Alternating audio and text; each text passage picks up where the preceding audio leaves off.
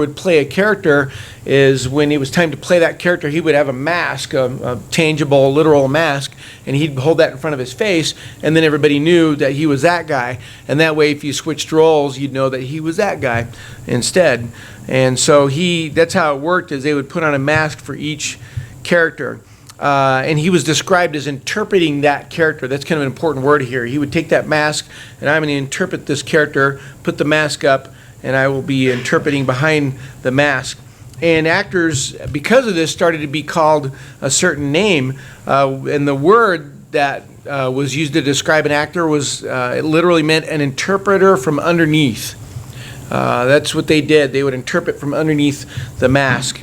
It was actually two words crammed together. There's the word hypo, which means under, and then kreinine, which means judge or interpret. And that's how we got the word hypocrite. It's hypo, and then this other word, kreinine. It means to interpret from underneath. Back then, I don't know, with an actor, if you bumped into it, hey, I saw your show, you're a good hypocrite, he'd probably say thank you. But off stage, it became an insult, as we're all quite aware. Off stage, to be called a hypocrite was an insult. The same idea, by the way, I remember a teacher pointing this out to me. The same idea was behind masquerades, where you'd put on a mask to hide who you really were. Sometimes it was more of a pretense than anything. You could see who it was, but you'd wear a mask. And in movies and things like that have kind of romanticized masquerades, but a lot of them, there were probably some that were pretty decent, but in most cases that anonymity promoted a lot of immorality with masquerades. They were not good places to be, and that's going on in some fashion today, people hiding behind fake profiles, and I'm sure you're well aware of some of the things that go on with that. All kinds of new ways to be a hypocrite. All in all, it's just not good to have two faces. We even consider that an insult. Say if you're two-faced, nobody would admire that about themselves or anybody else. None of us want to be known for that, especially if you're a genuine Christian. To be two-faced, if anything, you don't want to be that because it's such a cliche. That's what people expect, is for us to be, a certain way here, and then to go home and, Monday through Saturday be a completely different person. That's the expectation. I think as a Christian, a lot of us don't want to be that just because it is such a worn out, tired cliche. I think all of us here like to think that we're trying to be real. But still, there are different levels of who we are. We aren't exactly the same people at home as we are at work or here, and we adjust. I think we talk to people differently depending on what age we're talking to, whether we have common interests. So that's just part of socialization. But it does seem inevitable that when we're out and about, we tend to keep up a good front with some people as opposed to others. And there may be only a handful of people. When you're around them, you can just be yourself. You can let your hair down, as they used to say. Some of us, that's becoming less and less of an option as the hair goes away. But still, the idea is they can relax and just be yourself. Our natural tendency, though, seems to be to kind of hide our true character, maybe out of self-defense, maybe because we're not sure people would love us if they really knew who we were. We hide our true character not only from everyone around us, sometimes it's even possible to find yourself hiding your true you from you. I think that's very possible. In most situations, it's hard to know if you're dealing with the real version of a person. I bet people, we probably have all met people where they're always on, where you kind of want to take them and say, hey, just stop. You can talk to me like you're a real person. And I wonder sometimes if they don't even know they're being that anymore. They have just become that kind of person that's just presenting somebody. In most situations, it's hard to know the reality. Well, the reason I bring this up is actually a long time ago, I heard a guy talking on the radio. I don't even remember the show or who it was, but I wrote some stuff down that he said, and I thought I'd share with you. He suggested, this talk show host, he suggested there's two ways to find out the true nature of someone. First of all, he said, if you want to know the truth about someone, there's one question you can ask that kind of reveals a lot about them and maybe about ourselves. How does that person handle spare time? What does that person do when there isn't anything to do? And this radio show host said that spare time reveals our character. That's why, according to him, his argument was that's why we keep kids busy, and so they won't get into trouble. And you say, okay, that seems to be the case in many instances. If left to themselves, their true character surfaces and stuff gets broken. If we keep them moving fast enough, they won't have time to cause problems. And in the world of like teaching and even at camp and things like that, there are certain elements of that a lot of people, whether they're young or old, if they have a lot of spare time on their hands, that doesn't always end up being good. Maybe this is true of all of us, though. Instead of making a real effort to become a better person, we know that about ourselves and we fill up our lives to keep from getting in trouble. We say, stay out of trouble. That usually, I guess, translated means, stay busy.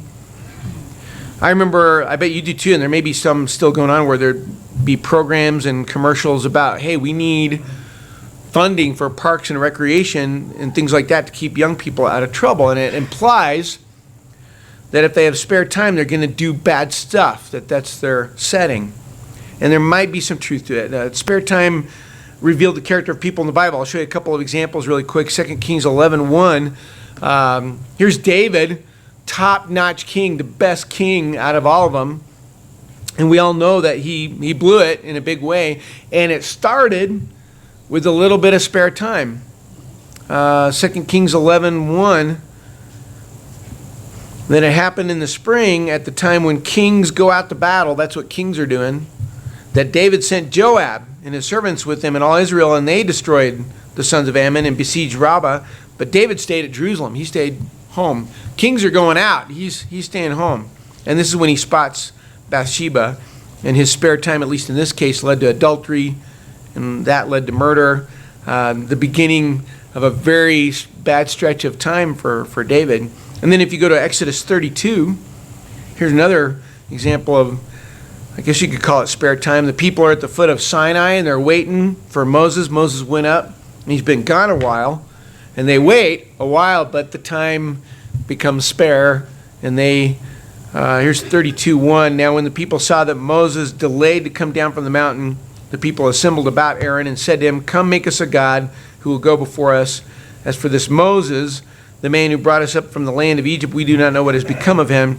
And because of this time on their hands, I guess you could say that led to the golden calf and rebellion and a lot of bad things. So this might suggest the possibility about our nature that if we have spare time, if we're idle, and there's all kinds of old sayings about that, but that if we're idle, that might be spiritually dangerous for us.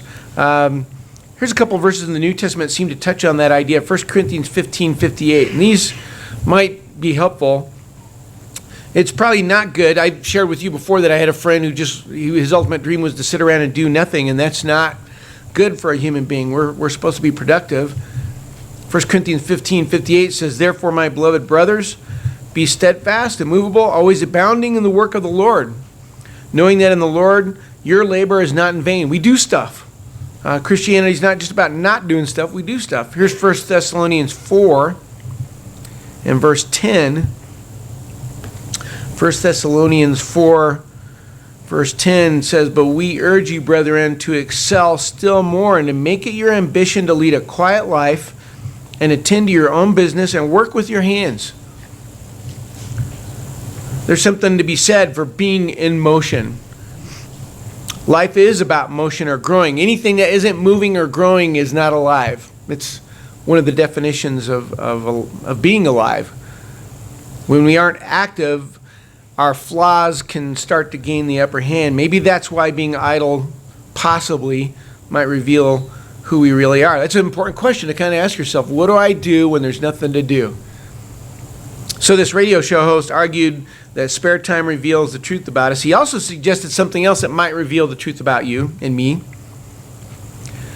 He said, like I say, you can learn the truth about you when there's nothing going on, but also when things are going wrong. How does a person deal with obstacles and problems? Like when there's a flat tire, or if you get lost, or something breaks. One of my favorite quotes, Nancy Reagan is attributed for having said this. She said, people are like tea bags. The only way to find out what they're really like is to put them in hot water. And I think we do better when we know the problem is coming, but when the unexpected problems catch us off guard, we don't have time to put that filter, that mask up. And that's where we can find out the true version of us. Now, this is also tricky too, because this is when the world steps in and will provide you all kinds of excuses. You know, if I snap at someone or bring a cloud into the room just because I'm having a bad day, I can say, well, I was tired. I was mad. Or this is a good one, I was in a bad mood. And as if that's a virus, as if it's out of my control. Sorry, I'm in a bad mood. I have absolutely no control over it. I'll let you know when I'm done. And everybody else is supposed to just step back and wait until it's over, as if it's something out of your control. I have some advice for people who are in bad moods, and this is the same advice for me. Stop it. You can. It's not easy. You can indulge it. You can do that, but you can also stop it. It's a matter of choice. But the world will promote the idea that, no, you don't have a choice. No, you have a choice. And all of us can identify with this. The not so good version of me reveals himself when things go wrong. I don't shine as much as I would like to tell you. So another piece of advice, there are actually two phrases that come in very handy, and I would recommend that you memorize these, because they're very useful. The first phrase I would memorize is, I don't know. I use it when I don't know something. It's really handy. Another phrase that will come in handy, instead of saying, I was mad, or I was tired, or whatever that is, say, I'm sorry. And I bet you know there's 1,000 ways to say it, where it doesn't sound like you mean it. The fake I'm sorry, just, it makes it worse. I'm sorry is very handy. I don't believe anybody's going to reach a point where you won't need it. So please, it's a couple of words. I'm sorry. I'd memorize it if you're not using it. As Christians, we don't fall back on excuses. We make our mistakes and we try to do better. I think you'll find too, by the way, that many people who care deeply about you will make excuses for you and support you. And if you're willing to apologize, you will find all kinds of encouragement and strength from that. But the problem is, if we point to an excuse as the source of the problem, then that just means it's going to happen again. What happens the next time you're tired? Or the next time you're mad? You're pointing to something that's out of your control, and that's not a good thing. You might get tired again. You might get mad again. You might be in a bad mood again. Who knows? And people are expected to live around that. God doesn't allow room for that kind of thinking. Ephesians 4:26 says, be angry and do not sin. You can be angry, but don't sin. Do not let the sun go down on your anger. You see that sunset? Don't let it end before you've got things under control about your anger. It's about self-control, and self-control is one of the signature characteristics of a true Christian. There's a big difference between a Christian and someone in the world. The Christian may not have perfect self-control. In fact, they won't. But if he's for real, he's definitely working on it. And this means not indulging our moods. Philippians 4:4 says, rejoice in the Lord always. It's very short. I know rejoice is kind of considered a religious word, so you might think of it, be optimistic. Be spiritually optimistic all the time. And just in case you missed it, it's a command. And I totally get it. When I get caught off guard, when something bad happens, I need a moment to kind of regroup and maybe reset myself. But that doesn't mean walking away and saying, I need some space, that kind of game. What if the other person needs reassurance? Your space doesn't trump their reassurance. When bad things happen, we don't let ourselves slip into a lesser version of ourselves. We try to actually shine better. We try to do better. For better or for worse, one of the ways you can find out the truth about the true you is when things go wrong. Are you a person who's working on their self-control? Do you struggle to be positive? Or do you pick up one of the excuses the world offers and use that? This is hard stuff, I know. A lot of what I try to think about, to talk about, are things that I see in me. I really want you to know that. It's hard to do what's best during our spare time. It's hard to do our best during the hard times. But these are the places where a real Christian is doing work. They're not just saying, okay, I'm going to church, I'm a Christian. No, they look at their lives and say, okay, what needs to improve? He puts the masks down. And he doesn't just try to be a real person, he tries to be a better person. See, that's two different things, isn't it? I can take the mask down and say, here I am, just accept me. So, no, you take the mask down, say, yeah, here I am, and I'm working on me, and I'm going to do better. This radio show host, who I can't remember their name, his argument led to an interesting theory. His point, I think one of the main points about this is that we should spend time with children, and instead of just filling up their lives with activities, we should develop character in our children. And that was a really good point. He said, you know what? Instead of just making them busy, this lesson and this activity and that, develop character so that they can handle spare time, because it's coming. I thought that was a great point. There's something significant about being able to handle solitude. That's becoming actually fairly rare nowadays, where you're actually alone with your thoughts, being able to just think without being amused all the time.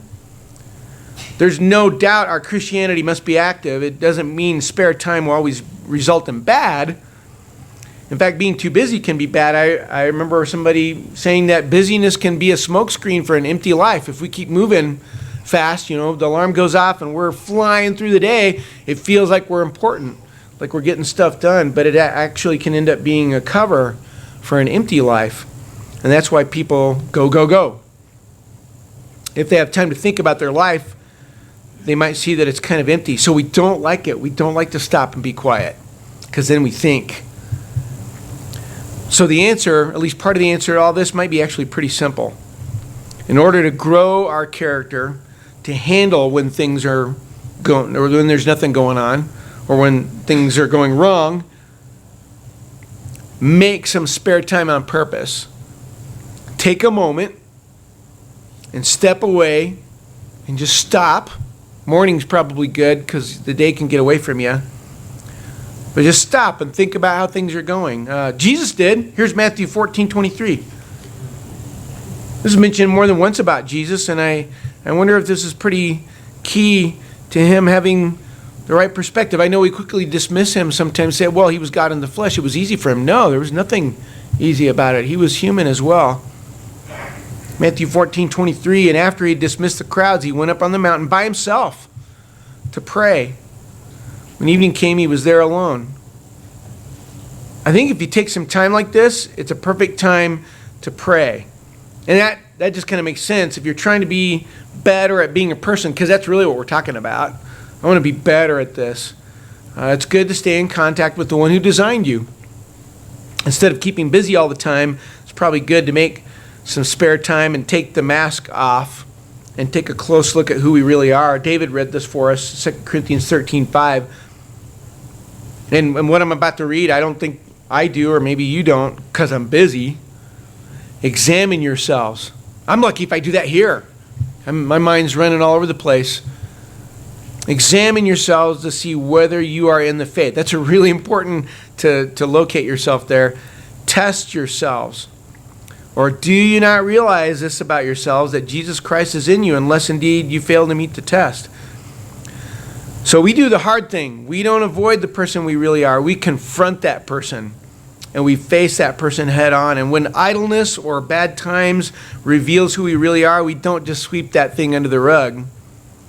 We take a hard look and we come up with a plan to do better. Say, I don't like that about me. I don't like that. Don't listen to the world and all excuses they'll give you. Say, no, I can do better. With God's strength, I can.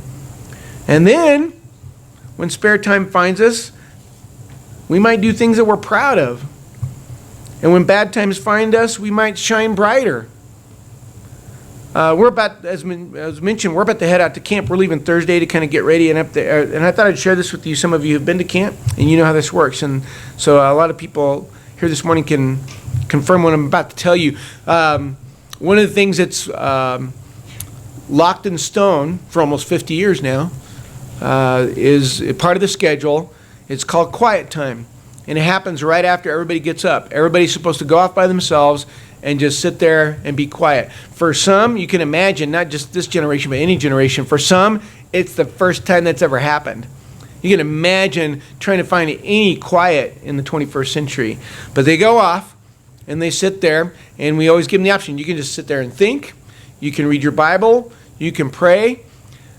More than many, many dozens of times over the years, I've heard, if anything, some of them asked for more time, and some of them that had said that was the key, a turning point for them, to just be able to think about life for a little bit, to pray, to read their Bible and to be alone with God like Jesus did. I really would recommend that. If you're not doing that, maybe even 5 minutes just to take a breath and to think and be quiet and be alone and think about, okay, here's some spare time on purpose to think about who am I and am I where I need to be? And if not, what am I going to do about it? Because if you don't make a plan, tomorrow's going to grab you and you're going to be the same person again tomorrow.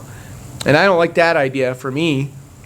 But I think that quiet time, that's how you reveal the real you, and that's how you get better at being you. God had some plans for you when he made you. You were not an accident. You're not just the next genetic pattern.